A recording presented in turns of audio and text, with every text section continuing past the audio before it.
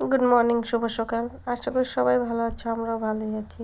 তো ওইদিকে ছেলে রেডি হয়ে গেছে, আমার এখনো কিছুই হয়নি। বাইরে কাজ টাজ করে চান টান করে চলে এসেছি। এখন একটু চা বানিয়ে নিব আর ওর টিফিন কি নিব ওইটাই রেডি করব। তো বললো মা একটু তাড়াতাড়ি করার টাইম হয়ে আসছে কিন্তু, তো ওই জন্য আমি একটু তাড়াতাড়ি করছি। তো চাটা বসিয়ে নিলাম। আর দিকে ওকে বললাম যে কী নিবি, ও বললো যে মা কিছু বানাতে হবে না, আমি রেডিমেড কিছু নিয়ে নেব। তো আমি বললাম যে ঠিক আছে, যাওয়ার সময় আন্টির দোকান থেকে নিয়ে নিস। তো বিস্কুট ছিল আর কেক ছিল, ওটাই খাচ্ছিল। আমি বললাম ওটা খেতে থাক, আমি একটু চা বানিয়ে দিই।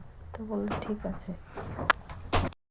তো ছেলে চলে গেল, আর এদিকে কতগুলো কাপড় ধুয়ে দিয়েছিলাম, ছাদে যাব মেলতে এখন। আর এদিকে দেখো না, সকালে রৌদ্র ছিল আর এখন একটু ম্যাক ম্যাক করেছে।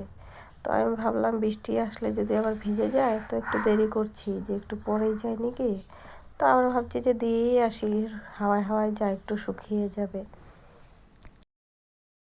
তো এদিকে কতগুলো red bell pepper, yellow bell পেপারের মরিচের চারা লাগিয়েছিলাম, তো ওগুলোতে পোকা লেগেছে, তো ভেবেছি ওষুধ দিব। আর এদিকে আমি ছাদে চলে এসেছি কাপড়গুলো নিয়ে, আর কাপড় মেলাও হয়ে গেছে আমার। তো এদিকে দেখি হালকা হালকা একটু রোদ উঠেছে। তো ভাবলাম যে আবার নিচে যাব, আবার উপরে আসবো যদি বৃষ্টি আসে, ভাবছি দাঁড়িয়ে দাঁড়িয়ে। আর ওয়েদারটা দেখছি, আর এদিকে তাকিয়ে দেখি পাহাড়টা দেখতে খুব সুন্দর লাগছে, হালকা হালকা মেঘে মেঘে ঢাকা। তো চলে আসলাম সোজা আমি রান্নাঘরে রান্না করতে। তো আজকে তো নিরামিষ, আর বাবা কালকে রাত্রে পনির এনে রেখেছিল, তো পনির বানাবো আর সাজনা চচ্চড়ি করবো। আর আছে বাঁধাকপি। আর ওদিকে আমি পনিরের জন্য একটু গরম জল বসিয়ে দিয়েছি, আর ওদিকে মশলাটাও পেস্ট করে নিলাম। গরম জলটা করে নিয়েছি কারণ কি একটু তাড়াতাড়ি যেন হয়ে যায় আমার, মশলাটা কষতে কষতে তো আলুও হয়ে যাবে। আর জলটা ফুটে থাকলে তোমার আর বেশি বয়েল করতে হবে না, জলটা তো ফোটানোই আছে তার জন্য। তো এদিকে ওর বাবা খেয়ে দিয়ে চলে গেল, আর এদিকে চুটকি বলছে মা আমি ফুলগুলো তুলে নিয়ে আসি। তো ফুল তুলতে আসছে, আর আমাকে বললো মা উপরেগুলো পারি না, তুমি একটু নিচু করে দাও। তো আমি ওকে ডালগুলো নিচু করে দিচ্ছিলাম, আর ও ছিঁড়ছিল।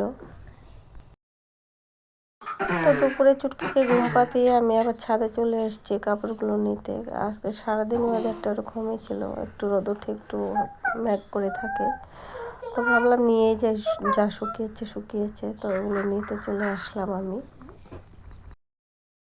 তো সন্ধ্যাবাতি দিয়ে রেডি হয়ে আমি আর মেয়ে এক জায়গায় যাবো একটা দরকারি কাজে। আর ওই সময় দিদি আর দিদির মেয়ে এসে ঢুকলো। তো বললাম যে ঢুকেছি যখন একটু চা বানিয়ে নিই, দুজনে মিলে খেয়ে তারপর চলে যাই।